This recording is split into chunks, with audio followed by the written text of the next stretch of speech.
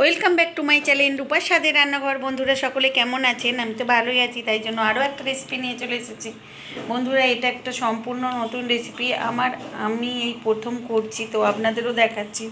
তো আজকে আমি উচ্ছের একটা বড়া বানাবো। দেখুন, এই উচ্ছেগুলোকে পাতলা পাতলা করে এইভাবে কেটে নিয়েছি।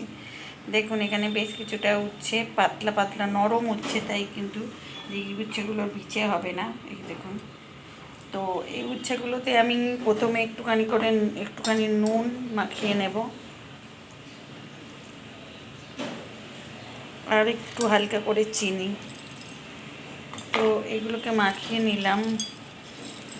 দেখুন, একদম পাতলা পাতলা উচ্ছে। তো এটা আছে খেসারির ডাল। দেখুন, ডালটার মধ্যে আমি দিয়ে দেব পরিমাণ মতো নুন, চিনি, হালকা করে লঙ্কা, একটু হলুদ গুঁড়ো, আর এখানে দেব একটু খাবার সোডা, আর দেবো 1 চামচ কালো জিরে। তো এটা ভালো করে ফাটাই আছে, তাই আমি এটাকে একটুখানি শুধু ভালো করে হাতে করে একটুখানি মেখে নিলাম। তো চলুন আমি এবার দেখাচ্ছি কিভাবে হয়। তো এখন আমি নিয়ে চলে যাবো এখানে রিফাইন তেল। তো কড়াইটা বসানো হয়ে আছে, তো এবারে আমি রিফাইন তেলটা ঢেলে দেবো, কেন তেলটা একটু বেশিই লাগবে যেহেতু ভাজা। আর সঙ্গে নিয়ে চলে এলাম উচ্ছেটা আর ডালটা।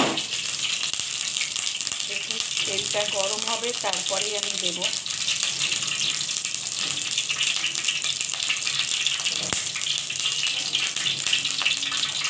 দেখুন, এবার উল্টে উল্টে দেখছি যে হয়েছে নাকি। মাঝখানে দুটো উল্টালাম, হয়ে গেছে। দেখুন কত সুন্দর হচ্ছে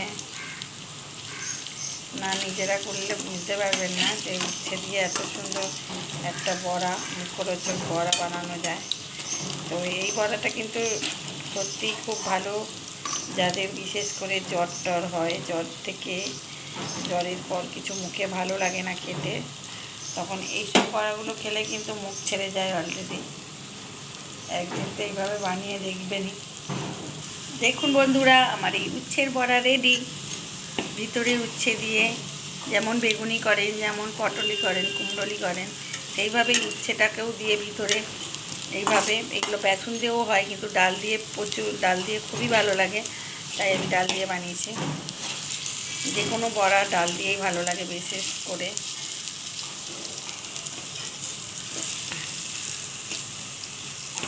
দেখুন, আমার একটা একটা করে বড়া তুলে নিচ্ছি। দেখুন, আমার উচ্ছে কিন্তু দেখাই যাচ্ছে না, কামড় দেবেন যখন তখন উচ্ছেটা পাবেন।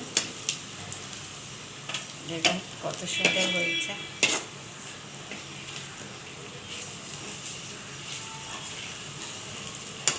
দেখুন,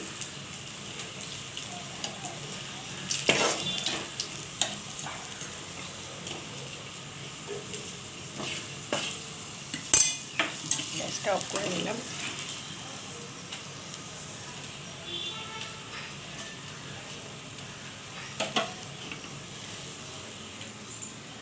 দেখুন বন্ধুরা, আমার এইটা নতুনত্ব একটা বড়া, উচ্ছের বড়া।